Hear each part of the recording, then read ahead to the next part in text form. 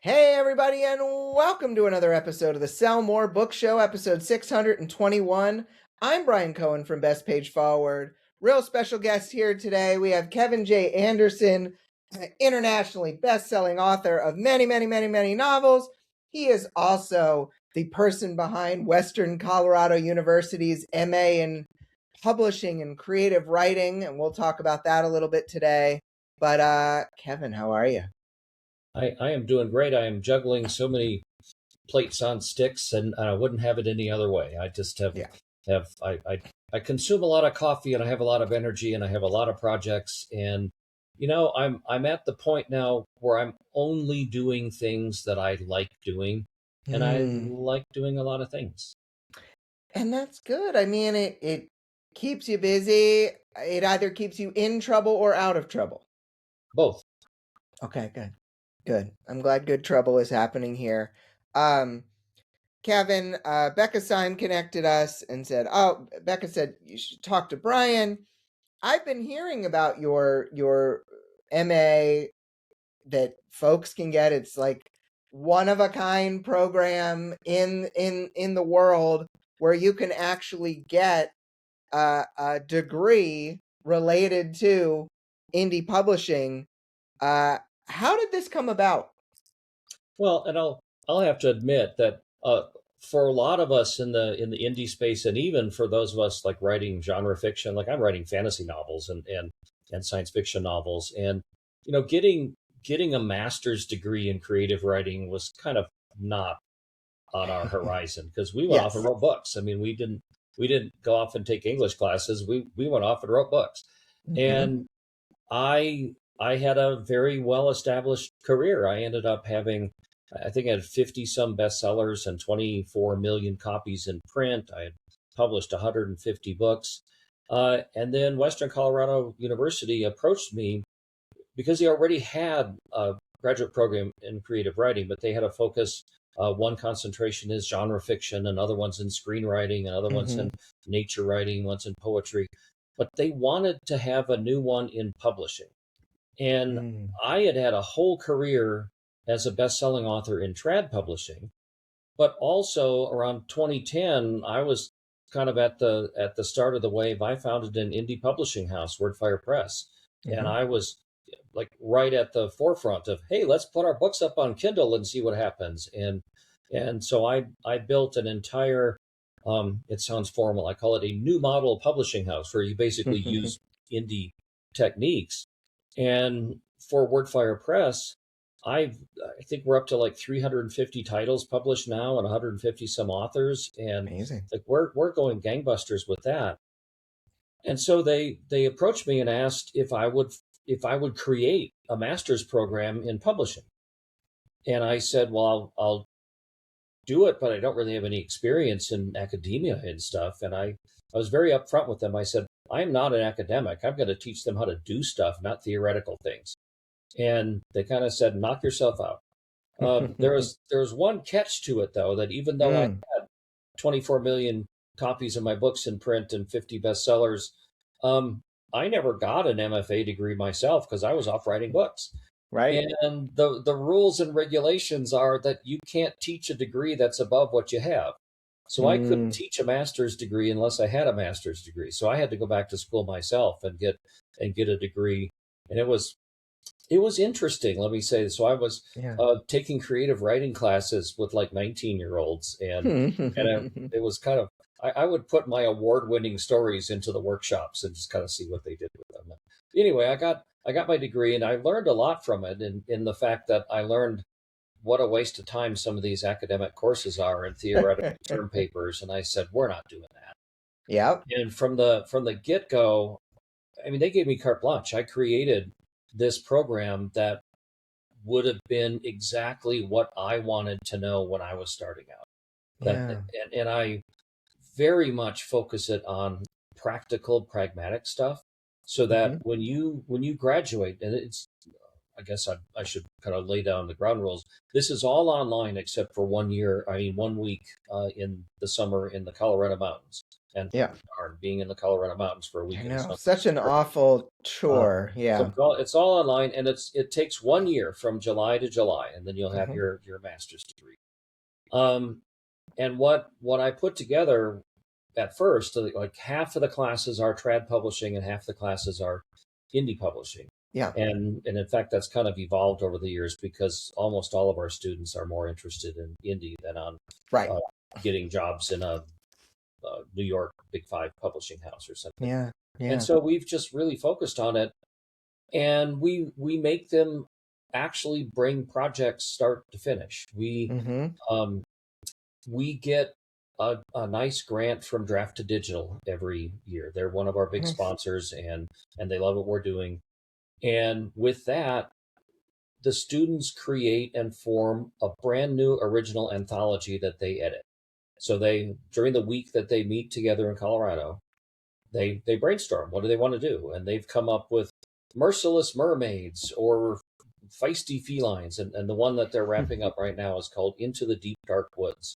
Mm. And they put out the call for submissions, and they get submissions, and thanks to Draft to Digital, we pay professional rates, which means we get a lot of submissions, and they have to read the slush pile. For Into Yeah. the Deep Dark Woods, they got 998 stories in that That's a they lot had of to go through. stories. Yep. They break up into teams and they go through, and I've got a dirty little secret. Most of the 998 stories really weren't publishable. So so they go through and they weed them out. They write the rejection slips, and then they go through several rounds of iterations, and finally we do what I call the Thunderdome call: 2 stories enter and 1 story leaves. If you remember the Mm. Mad Max movie, Oh, yes. but they have a budget. They can only buy this many stories, and they can't buy any more. Yeah. And so they have to fight over and work on.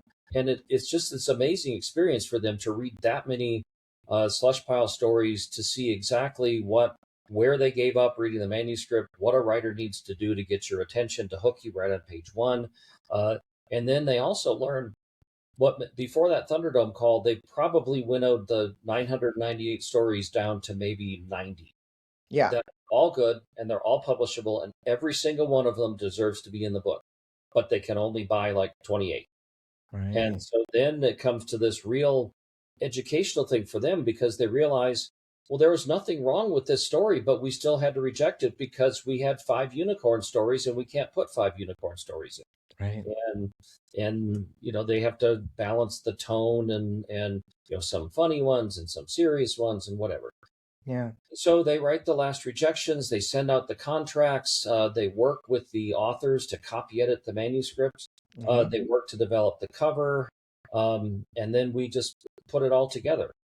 And that's one of their projects. And the other solo project, we make them put out a fine new edition of some public domain classic work, like Oh, that's fun. Jules Verne or H.G. Wells or Yeah. something. Yeah. They go hunting. We teach them all about copyright and when something really is in the public domain, and they learn how to find it. So they go out and pick a book that they think should be back in print.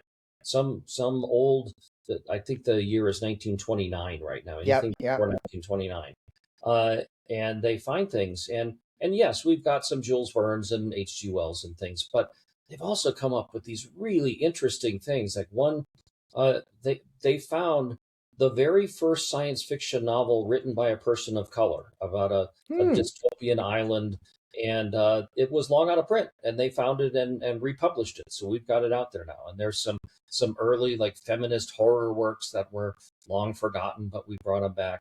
And they acquire the text, they proofread it, they design their covers themselves. We make them get vellum. They lay out the whole book. They Nice. produce the whole book, and then they create ad copy and everything for them. And then in the second week, when they come back for the second week in the summer, they come back and we have this big gala book launch party at the University Center, and we'll sell hundreds of books. There, a whole bunch of people show up. The university president shows up. The provost shows up, and they have this big event. And it's kind of formal. We encourage them to wear suits and ties, and I put on my tux, and it's this big, like very flashy, cool thing. And then, and I think this is super cool for them. So this is the whole big book launch. Yep. And in the whole big book launch, the publisher, which is Wordfire Press, my publisher, we publish those books. Mm-hmm. And the author is Western Colorado University because they get all the royalties from it. Yep. But we also have a bookstore entity, which the bookstore is selling the books at this book launch. Okay? Yeah. So the bookstore buys the books from the publisher at 40% discount, like any store buys their books from the publisher.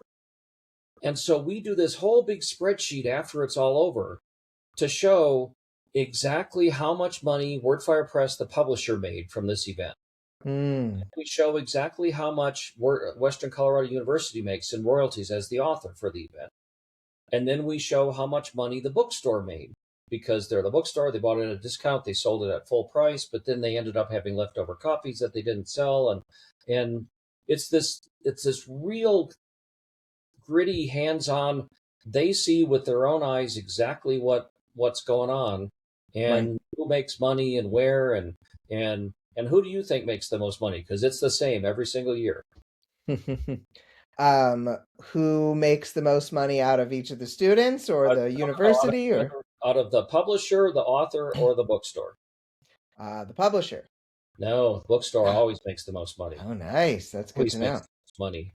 Except the bookstore has all the risk because they have to buy all these copies. And if there's a tornado that night, nobody's going to come in for the book signing. So then they get stuck with all that inventory. So yeah, that's cool. Well, it's an interesting thing. We have a lot of guest speakers and you know, it's just, I've been in the business for a very long time. So I know a lot of trad representatives. I know a lot of indie authors and indie publishers. And I don't know.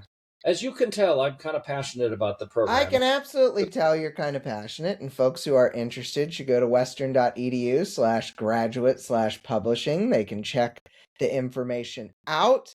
And definitely, like, we'll talk more about the whys and the whens and some of these in this episode and the next week's episode. But definitely very exciting. I have to sit in this chair for 2 weeks. You will be sent someone to help stretch you out, someone to make sure that you're sleeping comfortably every night. You'll be taken care of, Kevin. Whatever you need me for, Brian, I'm here. No, I appreciate that. And we'll get into the show proper here, but I did want to let everybody know that as this publishes, tomorrow will be the end of our promotion for our 7 KDP keywords and blurbs workshop offer, which does expire tomorrow. So go check that out. bestpageforward.net/workshop. Let's go into the previous week's question, which Kevin has already said he doesn't have an opinion about because he's not in Kindle Unlimited. But do you think that you are going to make any changes because of the unexpected KU payout drop from January to February? Melissa Stevens said, nope. I've been wide all along, partly because of this possibility, partly because I predate KU and felt removing everything from wide was a betrayal to those readers. Kate Rauner said, my KU page reads had been dropping for many months, and having few page reads means the rate Amazon pays doesn't really matter. So I've gone wide. I use Draft2Digital, lower royalties since there's a middleman. But last year, D2D brought me 25% of my royalties, and that's without promotions. I am slowly working on a new novel, and maybe I'll try KU for that for a little while to see if I can regain past levels of page reads. And Shanna Garayan said, nope, it's the long game, like the stock market. Kevin, you work with a lot of authors. You know that some people all in on the KU, some people going wide, possibly using Draft2Digital. I mean, what did you think even when like KU came around? Because obviously it was a very different system of how some authors might gain royalties, and now some authors have gained millions of dollars of royalties in this way. Is it just chopping up the pie a different way, or did you feel like there was any kind of seismic change when this came around? Well, I know lots of people who have done very well with KU. And I have no objection to KU at all. It's like the cool Netflix for books. I think it's a great concept. What I don't like is the fact that it's exclusive. It's like either I put my books in KU or I let everybody else read them. And my feeling is just from, again, just kind of gut feeling and all the people that I've talked to, is they're two totally different ecosystems. That KU readers are KU readers and everybody else is everybody else. And Yep. I don't Yep. think that they overlap. And if I had a brand new, I have a series, Dan Shamble Zombie PI. If I had a brand new book and I put it in KU and I also put it wide, the sales would not affect each other at all. Right. Zero. The KU readers would read it in KU and the other readers would read it elsewhere. Yeah. And I wish that Amazon would just release their iron grip and let us put them in both places, because there's a huge audience of readers in KU that will never read my books because I don't put them there. Right. And there's a whole bunch of readers that are getting my books, but it's two audiences. And because Amazon basically makes me cut off half of the readers, I can't get their readers. And I have nothing against KU. I just just because a show is on Netflix, does that mean that I won't watch Apple TV? I watch them both. I have them both. So yeah. And maybe Amazon a couple months ago allowed you to put books and ebooks into the library ecosystem. That was new. Maybe they'll have gathered some data from this that shows that this actually improved their bottom line in some way. Maybe. I'm not holding my breath on it. I agree with you. It would be very, very nice if all our readers could read in all the places all of the time. Well, let's see. If I put my entire Kevin Anderson library into KU as well as being wide, then KU would have, hey, look, we got another big best-selling author for you KU subscribers. You should subscribe to KU. Yeah. And they might get more readers that way. Right. But it's not going to affect my outside sales. Yeah. So that's why I wish that they would just stop being so stubborn and let us put them in both places, because I think we'd all benefit. They would have more big authors that would go to KU. I know lots of authors that just won't put it in there because they don't want to. They want to be wide. Yeah. And I've been publishing books for 40 years, and I have this it's just a gut feeling that I don't want to tell people you can't buy my books somewhere. Right. And I want my books to be available to everybody, not just the people who subscribe to KU. But yeah. Amazon, don't cancel my account because they said that. I don't think they listen, but I hope that they do at some point, because we say lots of good stuff on this show. Let's get to the top story of the week. Power to the people, your people. Power for mainstream media and traditional publicity to make a book successful is all but gone in 2026, says Sean DeLone, editor at Simon & Schuster. Quote, every editor and publisher has experienced getting a raft of glowing media and review coverage only for the book to sell a couple thousand copies, end quote. Even celebrity book clubs, which used to practically guarantee the bestseller list, no longer hold that kind of power, especially when taking on new authors. In 2026, DeLone says it's consumers who are making these things happen. Quote, while established publicity machines no longer lead culture, they follow it, end quote. Today, people no longer get their news, information, or recommendations from a few institutional players, but from many more, often smaller and more personal sources. Quote, take Sinners, the blockbuster movie directed by Ryan Coogler and starring Michael B. Jordan, DeLone points out. The initial coverage was not just lacking, but openly critical. The movie gained momentum through word of mouth until the force of the audience adoration for the film was undeniable, grossing nearly $400 million at the box office. It may not have been the industry's, the publicist's, or the critic's favorite film, but it was the people's, end quote. While one author might not be able to generate as much word of mouth as a film like Sinners, this new model for how music, film, and books are becoming successful has lowered the playing field, at least to an extent. Word of mouth is generated by parasocial relationships between the creator and the consumer, or the author and the reader in our case. Parasocial relationships are not the same as a platform, but a measure of connection. Delone points to Jeremy Renner, a bona fide celebrity with 20 million followers, compared to author and YouTuber John Green with 2 million. Quote, Renner sold 1/5 the number of copies of his memoir as John Green's History of a Disease, he says.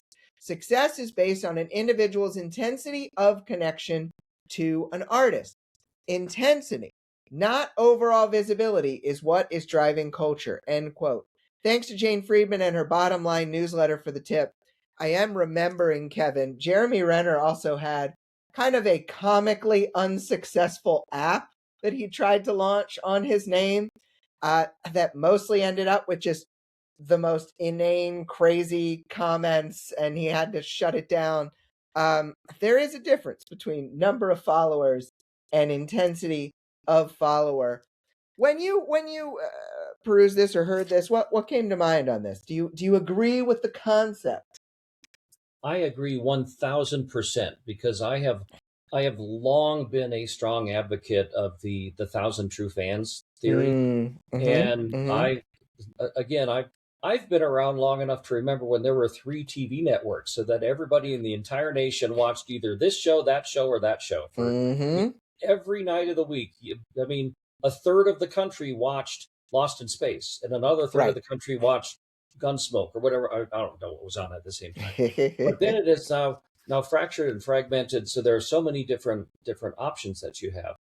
And I've had big book tours and big publicists and big 5 publishers that would send me around, and I would do tours for my Dune books or my Star Wars books, and they would set me up to talk to the local primetime newspaper that would have an interview with me because I was doing a book signing in the Barnes and Noble, and but I would go there. I mean, flying all around the country, and they're sending out these press releases.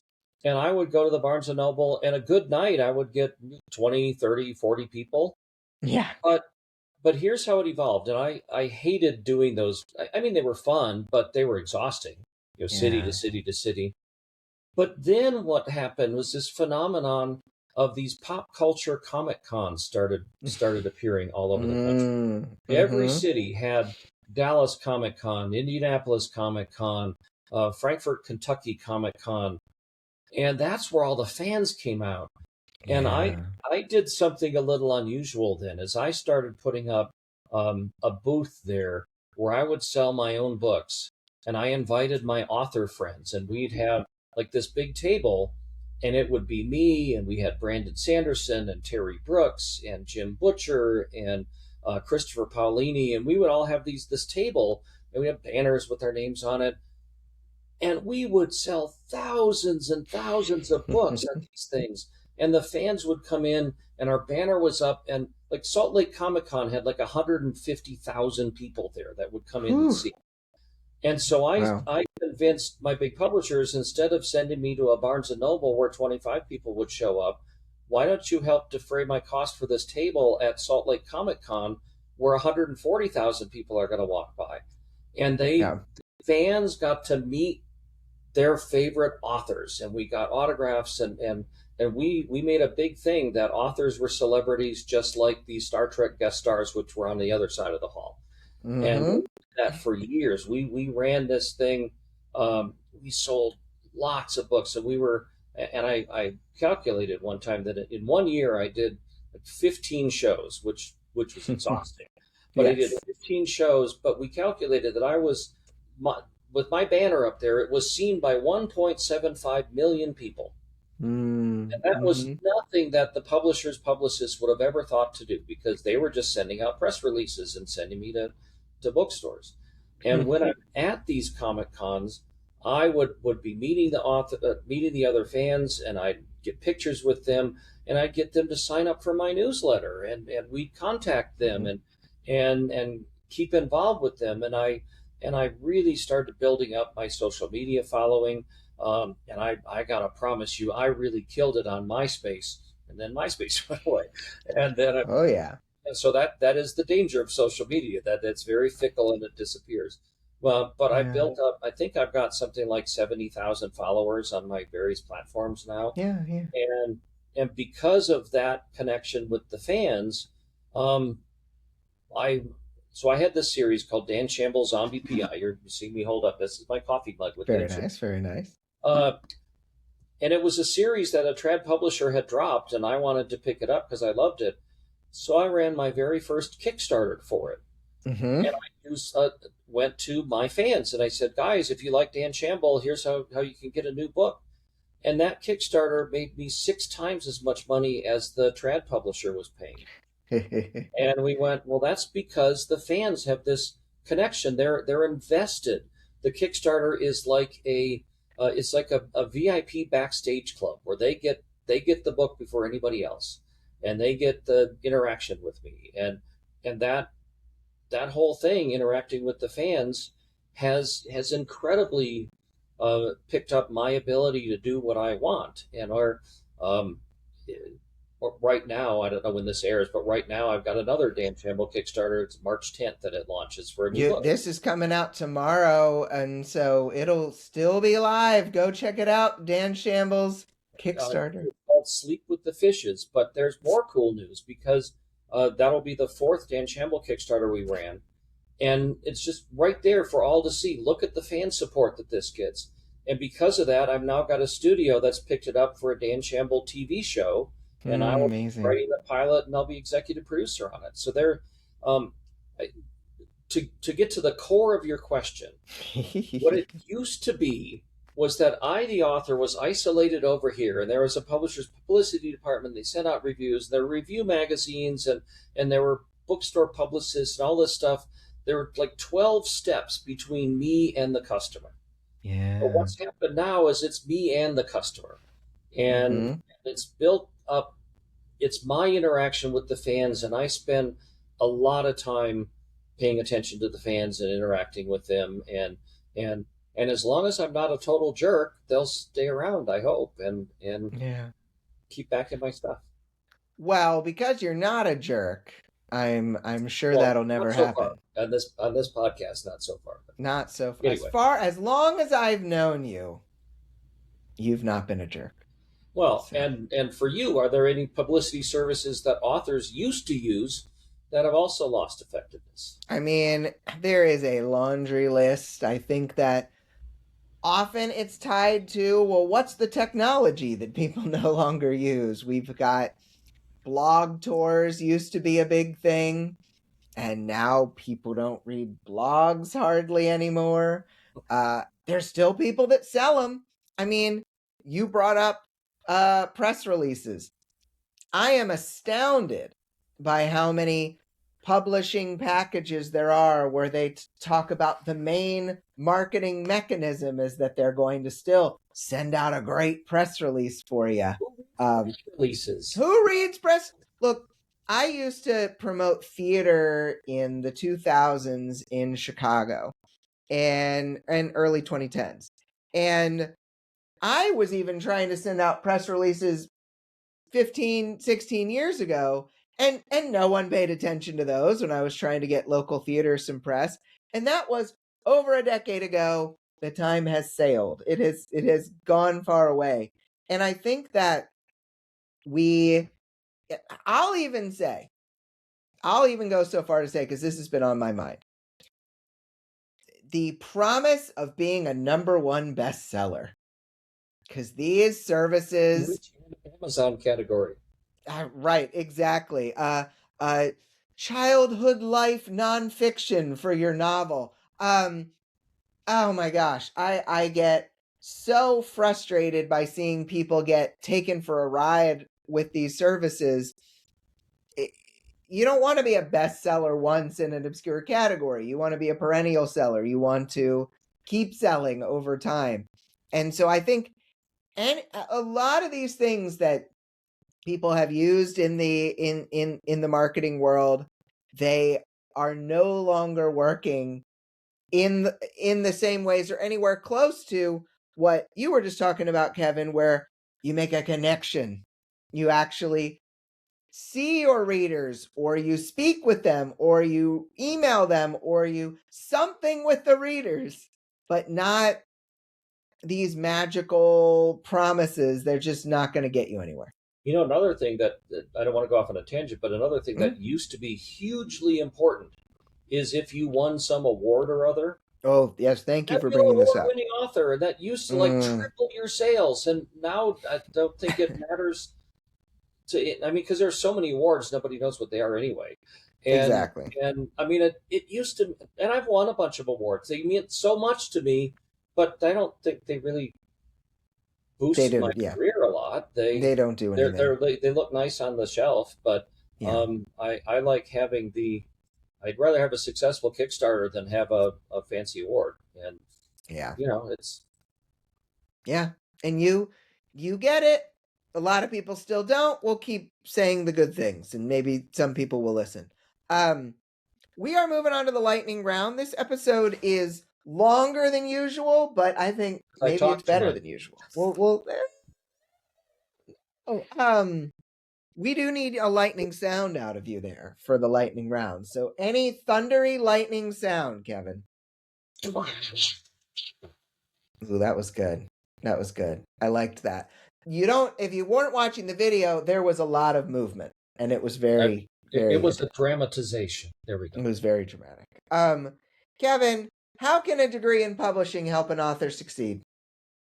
Well, if you're trying to be an indie author, there's advice coming at you from 1,000 different directions, and it's like knowledge is a bunch of cats that you're trying to herd, and it changes all the time. But with the publishing degree that I do, because it's very indie focused, we take people through hands on to learn stuff start to finish, and it's not just about publishing; it's all the other stuff. And here's a big thing right now. It's the spring semester. Our students are kind of wrapping up their second semester. We're about to engage in about 5 weeks where they have to develop their detailed business plan about how they're actually going to make a living and how they're going to budget things and how they're going to run their business. Mm-hmm. And also that means that they have to start thinking of a 1 year plan, a 2 year plan, and a 5 year plan. Mm-hmm. Nobody Mm-hmm. does that stuff if you're just sort of left on alone, because as an indie author, there's a million things that you have to pay attention to, and every day's activities are reactive. Oh crap, I got to do that and fix it. With the degree that we do, we kind of guide you through it step by step, start to finish, of how to create your book. And when you're done, when you graduate, you have 2 finished, fancy looking books in your hand that have your name on them, so you can prove to people that you know your stuff. That's awesome. Good answer. You've got a question for me. So, how do you feel? Well, I gotta read the right one. So, Yeah. when The one before that. yeah, this is totally spontaneous, guys. We sort of No, spontaneous. No plans. when there are so many things to learn as an indie, how do you know what to focus on? I think that when you know a little bit about the industry, whether you're studying with people, whether you've taken courses, whether you've been around the block for a couple of years, you know that there are certain things that feel right and certain things that don't feel right for you. I do think a lot of us authors maybe have some hangups when it comes to feeling okay to talk about ourselves and our books, but those are things we can, work on with our therapists and whatnot. I think that when you hear 3 different things you could be working on, and when you feel that one of them is exciting to you, don't ignore that. I think that some of you might hear how Kevin's had successful Kickstarters and might be like, ooh, that sounds great. And some of you might be like, that sounds like the worst thing I've ever heard. And if you are on that's the worst thing I've ever heard, but I guess Kevin's doing it, so maybe I should do it. Don't do that. We want to trust our gut. We want to feel how these things feel to us in the moment, because yes, if you like the idea of doing a certain marketing thing, it may take you months and years to really get good at it. But it's better to spend your time on that than to spend 6 months doing this thing you didn't really want to do, 6 months doing this thing you didn't really want to do. I see too many people spin on the hamster wheel for years and years and years. Focus on something that you would actually enjoy doing that you've seen other people make work, just know that it's going to take time, and that's normal. Well, I'm going to skip to my next question because I sort of answered the other one you were going to ask me. Based on what you just said, though, like, when is it better to treat writing as a hobby versus a business? I think that when we see other authors having business success, of course it makes us want to do the same, especially if you're either a competitive person or you feel like, well, my writing's as good as that person's. Of course we want to, but I don't think every single person in the world is set up to be a business and to run things like a business. It is okay to be doing something for fun and purely for fun. I think what I run into a lot, and Kevin, I don't know if you've seen this, an author who has obviously come at this from a hobby perspective. They wrote whatever the heck they thought would be cool. They don't know anything about publishing or writing or marketing, but then they hear about publishing and writing and marketing and say, well, my 7 genre mashup thing that is done in epistolary style and all this stuff mashed together. And they say, well, I want to sell this thing.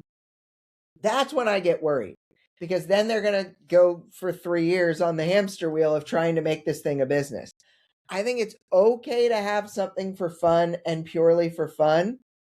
And if you are in a position where you do want to make things a business, just know that you are going to have to take steps to make it a business. You can't just take every single idea, shoot it out into the author world, into the reader world, and they're going to soak it up. So it's really a matter of what you want in the future, but what do you actually want to do in the present? Well, and that's kind of a fundamental difference between the old trad publishing ways and indie Mm-hmm. publishing ways. That in the trad publishing ways, they almost actively siloed the authors. Like, dear author, you don't need to pay any attention to publicity. You don't need to know Mm-hmm. anything about business. Just sign our contract, trust us, and just write the book. Don't worry your pretty little head about anything else. And Mm-hmm. indie authors are like the opposite end. They're like ruthless stock traders that are shouting on the New York Stock Exchange, screaming at things. And I do worry about that a little bit. I mean, it's great that Yes, they're business oriented, and I've always wanted writers to be business oriented, but it shouldn't be only a business. I worry about some of absolutely. these rapid release Absolutely. authors writing a book every 3 weeks. They're going to kill themselves in a year. I do That too. just you should still have fun with it, but it's nice to at least organize it as a business if you truly are wanting to make money at it rather than just writing, dear diary, here's my steampunk story about dragons and vampires. Yeah. Yeah. No, I absolutely agree. Um, Now, writing isn't everything. There are other hats that we need to wear. And so, Kevin, how do you feel like a publishing master's degree helps authors with all these non writing roles they have to assume to have a better chance at success? Well, see, that's one of the things. A lot of creative writing degrees are the writing part of it, and they Right. don't pay any attention to the business part of it. Yeah. And like I said, Western has a genre fiction concentration for an MFA. They actually do have a semester on business, which is, I just Mm. find that remarkable. But for Yeah. the publishing degree, we look at all the business aspects of it, not just fine typography and cover design, which is very important, but Right. also they learn how to do Canva ads and social media stuff, and we run them Mm-hmm. through some test Facebook ads and Amazon things. And in fact, what I'm like I said, my new Kickstarter launches on March 10th for Dan Shamble's Sleep with the Fishes.